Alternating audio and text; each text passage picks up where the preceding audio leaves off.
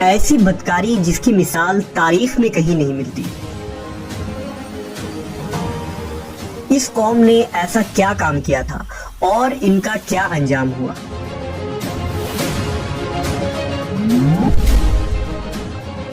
حضرت لوط علیہ السلام اللہ کے ایک برگزیدہ نبی تھے۔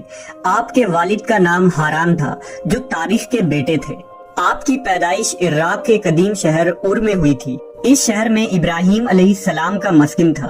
دراصل لوط علیہ السلام کے والد ہاران حضرت ابراہیم کے سگے بھائی تھے، یعنی حضرت لوط علیہ السلام حضرت ابراہیم کے بھتیجے تھے۔ چونکہ حضرت لوط علیہ السلام کے والد ان کے بچپن میں ہی انتقال کر چکے تھے، لہذا حضرت لوط کو حضرت ابراہیم نے بیٹا بنا کر پالا تھا۔ آپ حضرت ابراہیم پر سب سے پہلے ایمان لانے والوں میں شامل ہیں۔ آپ حضرت ابراہیم کے زمانے میں اہل سدوم کی رہنمائی کے لیے نبوت کے منصب پر فائز ہوئے۔ حضرت لوط کے بہت سارے معجزات ہیں۔ آپ جس وقت بارش کے لیے دعا کرتے تھے تو آسمان بادلوں سے بھر جاتا اور خوب بارش ہوتی تھی۔ حضرت لوط جس پتھر پر سر رکھ کر سوتے، اس پتھر پر آپ کے سر مبارک کا نشان بن جاتا تھا۔ سدوم وہ علاقہ تھا جہاں لوط علیہ السلام مبعوث فرمائے گئے۔ سدوم کے آس پاس 5 نہایت ہی خوبصورت شہر آباد تھے، جن میں سے ہر ایک کی آبادی 1 لاکھ نفوس سے زیادہ ہی تھی۔ یہ علاقے نہایت ہی سرسبز و شاداب اور قدرت کی فیاضی کا حسین شاہکار تھا۔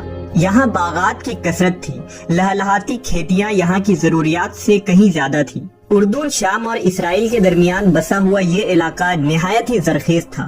وہاں طرح طرح کے اناج، پھل، میوے بکثرت پیدا ہوتے تھے، اور یہی وجہ تھی کہ آس پاس کے بستیوں کے لوگ بھی اپنی معاشی اور غذائی ضرورت کے لیے ان بستیوں کی طرف آتے تھے۔ مگر یہ بات اہل سدوم کے لوگوں کو بالکل بھی پسند نہ تھی۔ ان کے خیال میں ان کی بستیوں میں پیدا ہونے والے پھلوں، اناجوں اور سبزیوں پر صرف ان کا ہی حق تھا۔ وہ نہیں چاہتے تھے کہ دوسری بستیوں کے لوگ ان کے علاقے میں آئیں۔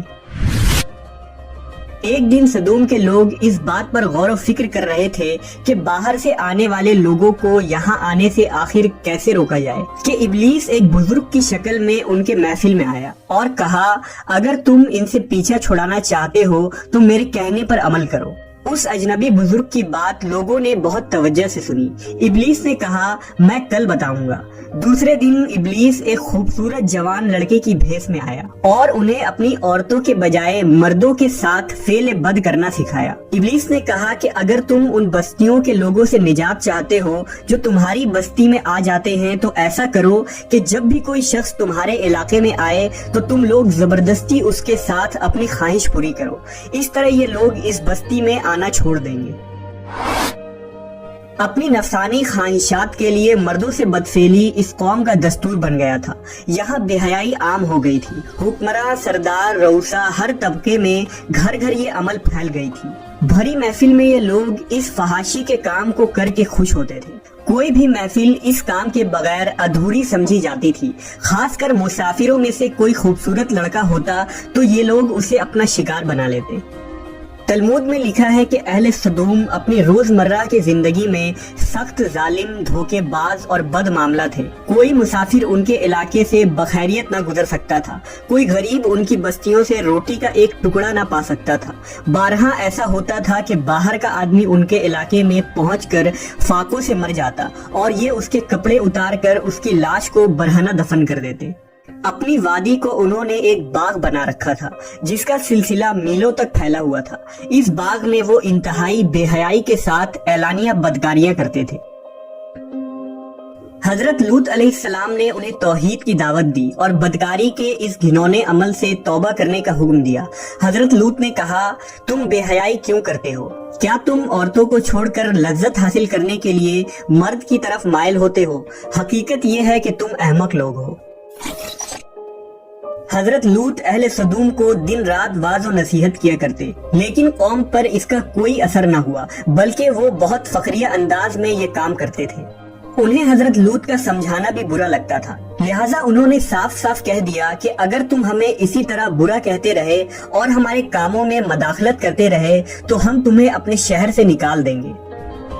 حضرت لوط نے نصیحت و تبلیغ کا سلسلہ جاری رکھا، لہٰذا ایک دن اہل سدوم نے خود ہی عذاب الہی کا مطالبہ کر دیا۔ اللہ تعالیٰ نے اب تک ان کے اس بدترین فحاشی اور بدکاری کے باوجود ڈھیل دے رکھی تھی، لیکن جب انہوں نے حضرت لوط سے ایک دن کہا کہ اگر تم سچے ہو تو ہم پر عذاب لے آؤ، لہٰذا ان پر عذاب الہی کا فیصلہ ہو گیا۔ اللہ نے اپنے خاص فرشتوں کو دنیا کی طرف روانہ کر دیا۔ یہ فرشتے دراصل حضرت جبرائیل، میکائیل اور اسرافیل علیہ السلام تھے۔ پھر یہ فرشتے حضرت لوط علیہ السلام کے گھر تشریف لے آئے۔ حضرت لوط نے جب ان خوبصورت نوعمر لڑکوں کو دیکھا تو سخت گھبراہٹ اور پریشانی میں مبتلا ہو گئے۔ انہیں یہ خطرہ محسوس ہوا کہ اگر ان کے قوم کے لوگوں نے انہیں دیکھ لیا تو نہ جانے وہ ان کے ساتھ کیا سلوک کریں گے۔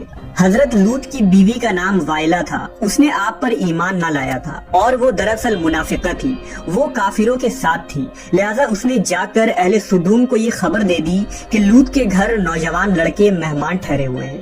یہ سن کر بستی والے دوڑتے ہوئے حضرت لوط کے گھر پہنچے۔ حضرت لوط نے کہا، اے قوم، یہ جو میری قوم کی لڑکیاں ہیں یہ تمہارے لیے جائز اور پاک ہیں، اللہ سے ڈرو اور مجھے میرے مہمانوں کے سامنے رسوا نہ کرو۔ کیا تم میں سے کوئی بھی شائستہ آدمی نہیں؟ حضرت لوط کی بات سن کر وہ لوگ بولے، تم بخوبی واقف ہو کہ ہمیں تمہاری بیٹیوں سے کوئی حاجت نہیں، اور جو ہماری اصل چاہت ہے اس سے تم بخوبی واقف ہو۔ قوم لوط کے اس بے شرمانہ جواب سے اندازہ لگایا جا سکتا ہے کہ وہ فعل بد میں کس حد تک مبتلا ہو چکے تھے۔